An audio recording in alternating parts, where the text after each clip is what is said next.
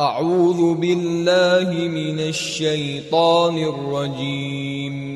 بسم الله الرحمن الرحيم. سبح لله ما في السماوات وما في الأرض وهو العزيز الحكيم. يا أيها الذين آمنوا لم تقولون ما لا تفعلون؟ كبر مقتا عند الله أن تقولوا ما لا تفعلون. إن الله يحب الذين يقاتلون في سبيله صفا كأنهم بنيان مرصوص. وإذ قال موسى لقومه يا قوم لم تؤذونني وقد تعلمون أني رسول الله إليكم فلما زاغوا أزاغ الله قلوبهم والله لا يهدي القوم الفاسقين. وإذ قال عيسى ابن مريم يا بني إسرائيل إني رسول الله إليكم مصدقا لما بين يدي من التوراة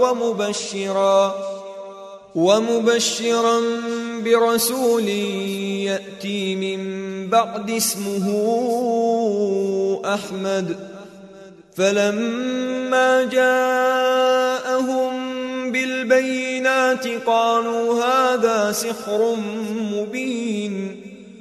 ومن أظلم ممن افترى على الله الكذب وهو يدعى إلى الإسلام والله لا يهدي القوم الظالمين.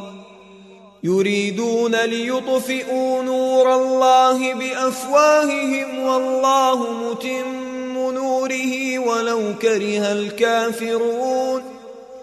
هو الذي أرسل رسوله بالهدى ودين الحق ليظهره على الدين كله ولو كره المشركون.